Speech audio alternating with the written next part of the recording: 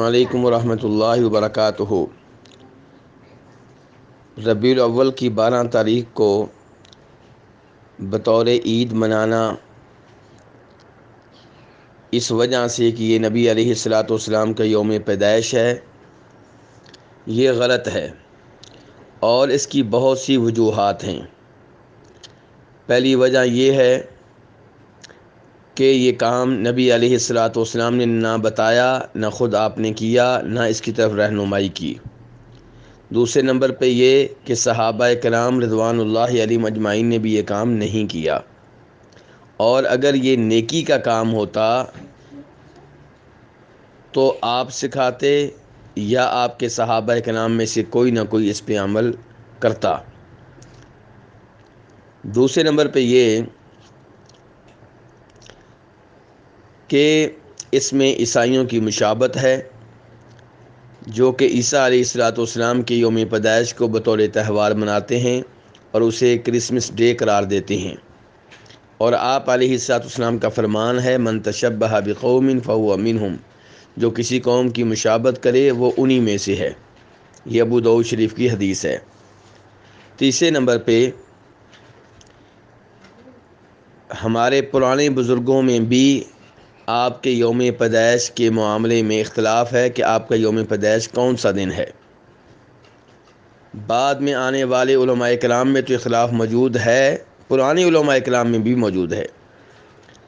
آپ دیکھ لیں کہ شیخ عبدالقادر جیلانی رحمہ اللہ محرم کے مہینے میں آپ کی پیدائش قرار دیتے ہیں، جبکہ زبیر بن بکار رحمہ اللہ رمضان کے مہینے کو آپ کا پیدائش والا مہینہ قرار دیتے ہیں۔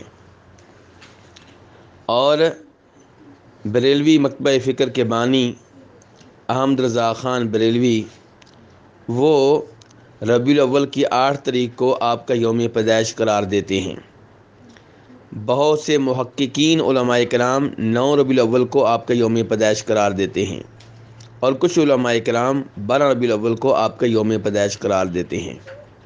بتانا یہ چاہتا ہوں کہ اگر صحابہ کرام رضوان اللہ علیہم اجمعین نے آپ کے یوم پیدائش کو بطور عید منایا ہوتا تو ساری دنیا کو معلوم ہو جاتا کہ آپ کا یوم پیدائش کون سا ہے، اور اس تاریخ کے بارے میں اختلاف باقی نہ رہتا۔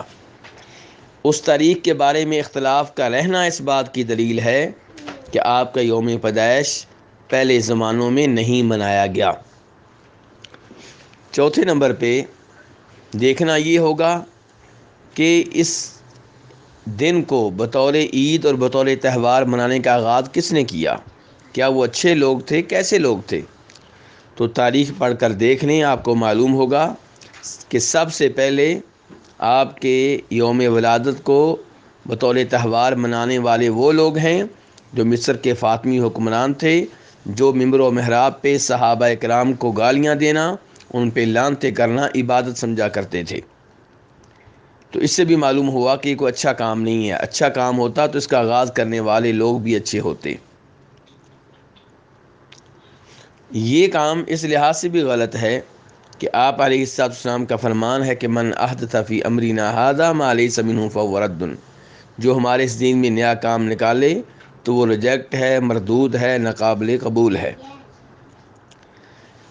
اس کے غلط ہونے کی ایک دلیل یہ بھی ہے کہ اگر آپ کے یوم پیدائش کو بطور تہوار منانا درست ہوتا، اسے اس لحاظ سے اہمیت دینا درست ہوتا،